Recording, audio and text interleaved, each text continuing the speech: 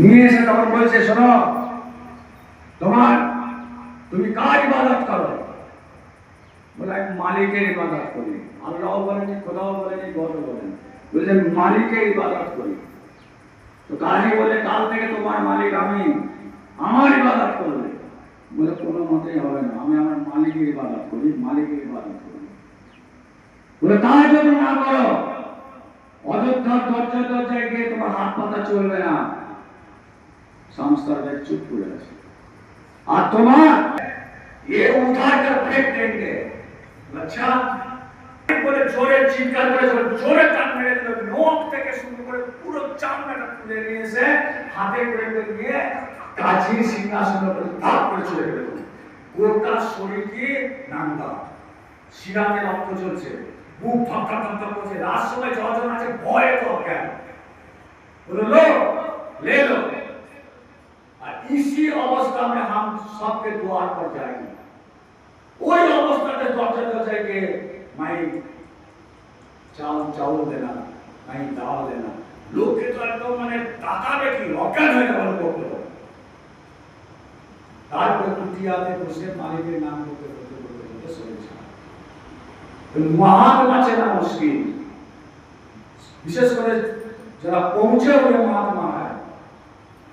এবারে আশ্রমে উজ্জয়নে সৎসঙ্গে মহারাজ বলেছিলেন দু ধরনের সন্তের কথা। যে একজন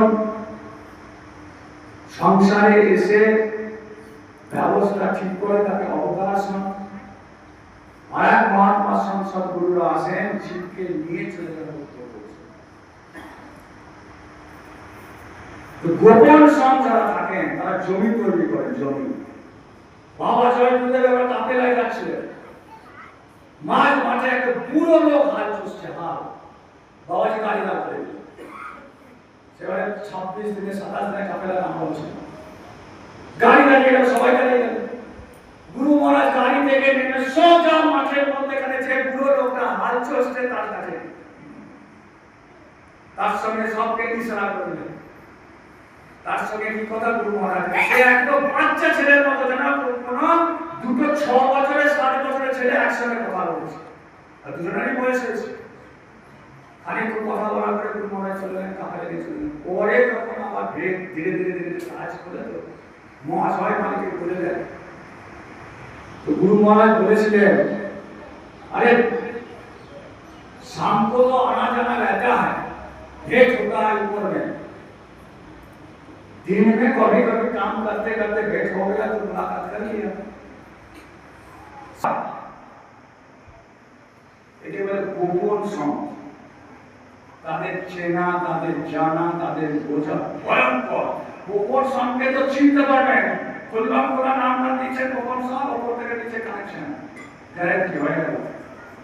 কিন্তু যে নিজে জানায় না কোনোদিন জীবনে, যার মুখের একটা কথা তাকে প্রমাণ পাবেন না সে কতদূর পৌঁছানো জিনিস, ওই জন্য সামনে মহাত্মা বলেন কি যে সকলের সঙ্গে ব্যবহার ভালো রাখো, ঠিক রাখো। তুমি জানো না কার মধ্যে কি জিনিস আছে, হয়তো সারা জীবন ধরে নাম ভজন ধ্বনি সব করে গেলে একটা গেল করা কিয়া করে সব कुछ खत्म। ওই জন্য বলে কি সাধু সাবধান, যত সাধন পথে এগোবে তত সাবধান না হতে হবে। যত সাধন পথে উপরে উঠবে তত সাবধান, কেননা সাবধান সাধু দিকেই হতে বলেছে। সাধারণ মানুষকে সাবধান হতে বলে সাধু সাবধান। अगर साधु गिर जाएगा जन्म गया, साधु अगर गिर जाएगा तो उसको जन्म गया। और कारण কি না কোটি কোটি জন্ম ধরে তিল তিল তিল তিল তিল তিল করে জমা হলে পূর্ণ সদ্গুরু চরণ আসে। আবার তার থেকে তিল তিল তিল তিল সাধনা করতে করতে করতে করতে ত্রিকুটিতে যাওয়া যায়। আর ত্রিকুটি পর্যন্ত মনের উপদ্রব থাকে। শাস্ত্রে পড়েনি দেবী রাগ হচ্ছে, দেবতার রাগ হচ্ছে, কোথায়? দেবী দেবতা তো তোমার উপরে। অর্থাৎ ত্রিকুটি পর্যন্ত মনের কারসাজি থাকে। তারপর থেকে তোমাকে সঙ্গ ছাড়ে কে? মন। যখন জেনে পোকা ছিলে মন তোমার সঙ্গ ছিল, যখন কুকুরে জন্ম ছিলে মন তোমার সঙ্গ ছিল, গরু করেছিল। সাধনা করে যখন প্রথম চোখ খুলে গেল তখন মন তোমার সঙ্গে, 2 কোটি পর্যন্ত মন তোমার সঙ্গে, আর 2 কোটি পর্যন্ত মন তোমাকে বাধা দেবে, ওরে আজ যাস না, এতদিনের বন্ধু এতদিনের সঙ্গীকে ছেড়ে দিবি বাবা, আজ যায় না, চো এখানে ভালো জিনিস ওইখানে খারাপ জিনিস, এই করছে নানা রকম ভাষা। সে জানে একবার 2 কোটিতে পৌঁছে গেলে এ বন্ধু আমার সঙ্গে থাকবে না, এ বন্ধু আমার সঙ্গ দেবে না। সেই জন্য গুরু মহারাজ বারবার বলছেন, নাই গোলক নাই সাকে, নাই ইন্দ্রপুরী নাই ব্রহ্ম সমেত, इसके आगे ना भेद पाएगा, सदगुरु बिन सब धोखा खाया। बोले से परमात्मा से ईश्वर से प्रभु ना गोलक আছে না সাগরে আছে না ইন্দ্রপুরী আছে, কারণ সবই হচ্ছে কি না একটা জায়গা, সাধনা করে পূর্ণ ফল ভোগ করা যায়। আপনারা জানেন ইন্দ্র একটা দেবতার নাম সবাই জানেন, কিন্তু ইন্দ্র দেবতার নাম নয়, ইন্দ্র একটা চেয়ারের নাম, চেয়ার। যেমন সাঁইথিয়া হাই স্কুল হেডমাস্টার মশাই, আরে আজ থেকে 100 বছর আগে যে হেডমাস্টার মশাই ছিল সে আপনারা আছে না, কি আছে হেডমাস্টার মশাই চেয়ার আছে, যে বসবে সেই হেডমাস্টার মশাই। জন্মপতি ব্রহ্ম হয় না, পূর্ণ করে ব্রহ্মত্ব প্রাপ্ত মান পদ প্রাপ্ত করতে হবে। সেই জন্য বলছে নাহি গোলক নাহি সাকে, নাহি ইন্দ্রপুরী নাহি ব্রহ্ম সমেত, इसके आगे ना भेद पाया, सदगुरु बिन सब धोखा खाया। না সদগুরু একমাত্র বলেন যে দেখো এগুলো তোমার পার্মানেন্ট ঠিকানা, অ্যাড্রেস নয়, না দেশ স্বর্গ তোমার পার্মানেন্ট, না বৈকুণ্ঠ তোমার পার্মানেন্ট, না ইন্দ্রপুরী তোমার পার্মানেন্ট, না সাকেত লোক তোমার পার্মানেন্ট স্থান। তোমার আসল জায়গা কোনটা? ধাম আপনি চলো ভাই, পরায় দেশ কিউ রহনা। খালি মৃত্যু লোক আমাদের পরায় দেশ নয়, ইন্দ্র লোক সাকেত লোক ব্রহ্ম লোক সব পরায় দেশ। কেউ পারমানেন্ট ওখানে থাকতে পারেনি আজ পর্যন্ত। পূর্ণ ছিলেন মৃত্যু লোক, কোন দেব পূর্ণ করে কোন দেব অংশ জন্মগ্রহণ হয়ে গেল, তারপরে ধীরে ধীরে পূর্ণ শেষ, পৃথিবীতে জন্মালো ধনী মানি প্রধানমন্ত্রী রাষ্ট্রপতি, তারপরে আবার শুরু হয়ে গেল আবার চরম কোথা মরো। সেই জন্য গুরু মহারাজ বারবার বলছেন যে इसके आगे ना भेद पाया, सदगुरु बिन सब धोखा खाया। একমাত্র সদগুরু ছাড়া সব ধোঁকা খেয়ে গেছে। যে যেখানে যতটুকু পৌঁছেছে তারপরে বলেছে এরপরে আর কিছু নাই বাবা, এখানেই শেষ। কিন্তু সদগুরু না থেমে থাকেনি, না এর আগেও আমার দেখবো কি আছে না। সেই জন্য তিনি তা কি করেছেন, আর তফাৎ একটাই, তিনি শেষ দেখার পরে শেষ পর্যন্ত রাস্তা আমাদেরকে জানিয়েছেন। এইটাই চরম দয়া। অনেকে শেষ পর্যন্ত দেখে কিন্তু রাস্তাটা বলে না, ভেতরে যখন ঢুকে গেল আর বাইরে আসার জন্য আবার কি বলতে হবে সেটা কি হলো ভুলে গেল। কেন ভুলে বোঝেনি? ঠিক তেমনি যখন আমরা মায়ের গর্ভে ছিলাম, মাতৃজঠরে ছিলাম, তখন হে প্রভু একবার বার করে নিয়ে যাও, আমি আবার ফিরে আসবো তোমার কাছে, চিচিং মাকের মতো অবস্থা। প্রভু বলে ঠিক আছে যা, বাইরে গিয়ে আমার ধ্যান ভজন সুমিরন করবি, নাম করবি, হ্যাঁ সব করবো, বাইরে তো বার কর। বাইরে যেই বেরিয়ে এলো, চারিদিকে বৈভব, চারিদিকে সুখ, চারিদিকে সম্পত্তিতে ভুলে গেল, আবার কি বলে আবার ভেতর আমাদেরকে আবার নিজের ঘরে নিজের জায়গায় যেতে হবে। এই কাজটাই কে করে না সংসদ গুরু করে দেবে, যে তুমি যে চিচিং মাঠ ভুলে গেছো বাবা, আবার এসো চিচিং মাঠ মনে করিয়ে দিচ্ছি। কোন মন্ত্র, কোন বাক্য, কোন শব্দ, কোন ধ্বনি আওয়াজ করলে আবার তোমার সেই দরজা খুলে যাবে, চোখের মধ্যে কপাট খুলে যাবে, তুমি চলো, তোমাকে আমি তোমার নিজের জায়গায় করবো। আসরিক প্রবৃত্তি বাড়ে, আসরিক শক্তি বাড়ে, মানুষের শরীর ধরে প্রভু পৃথিবীতে আসে, দুভাবে আসে।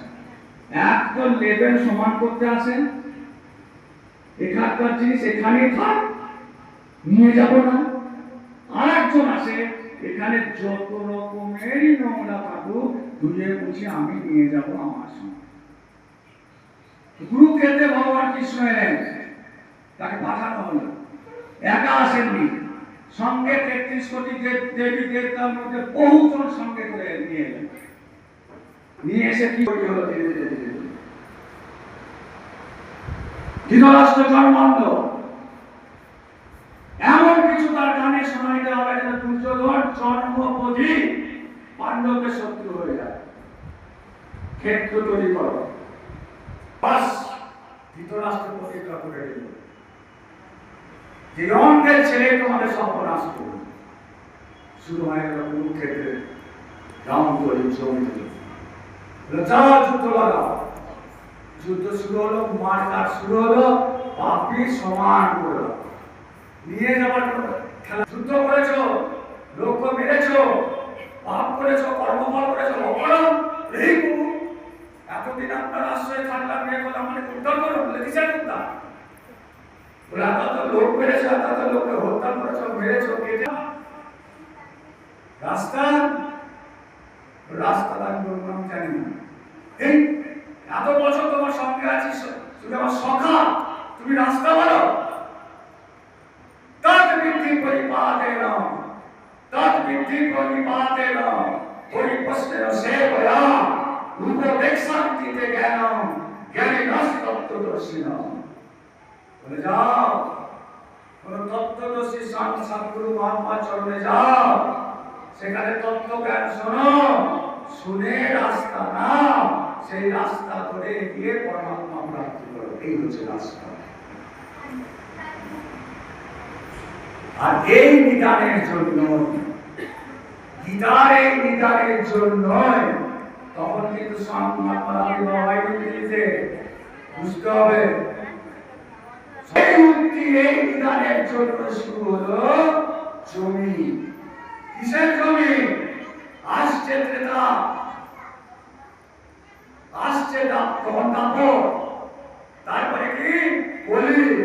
তাহলে কলি আসছে, কলিতে ভগবান কৃষ্ণ বলে দিলেন তদ্বিদ্ধি পরিপাতেন পরিপস্তেন সেবয়া, উপদেক্ষান্তিতে জ্ঞানম জ্ঞানিনঃ তত্ত্বদর্শিনঃ। তত্ত্বদর্শী জ্ঞানীর কাছে যাও, সেখানে আদেশ নাও, নির্দেশ নাও, সাধনা করো, পরমাত্মা প্রাপ্তি করো। শুরু হলো জমি তৈরি, শুরু হলো নামের জমি তৈরি।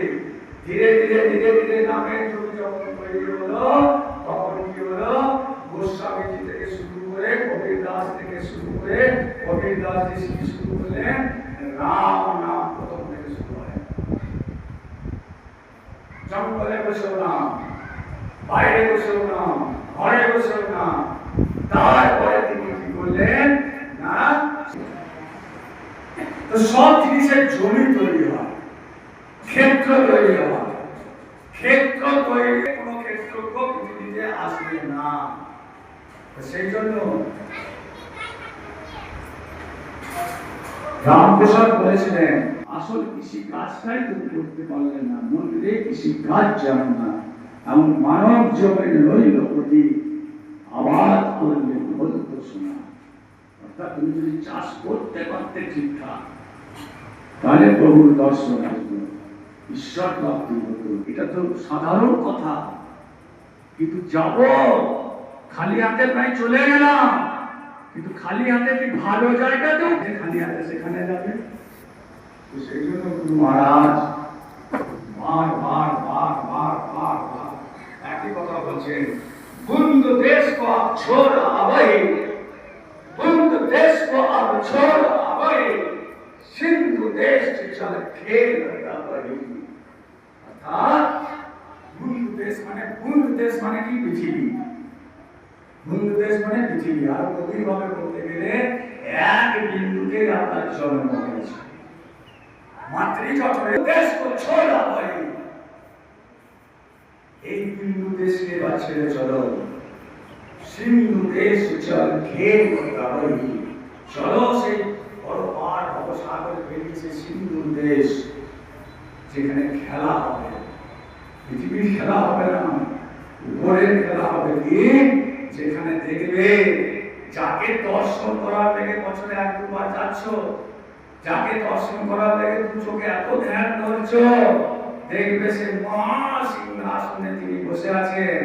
আর গিয়ে বলবে আয়, आते आते बहुत देर कर दी बच्चा, আস্তে আস্তে অনেক দিন লাগিয়ে দিলে। আপনি তখন বলবেন তোমার তো আমার সূক্ষ্ম শরীর।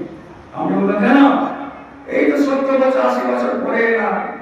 बोले 70 बच्चों 80 बच्चों जो मानव जन्म था, उससे पहले जड़ का जन्म था, उसके बाद कुत्ता का जन्म था, बिल्ली का जन्म था, पेड़ पौधा का जन्म था, गाय का जन्म था।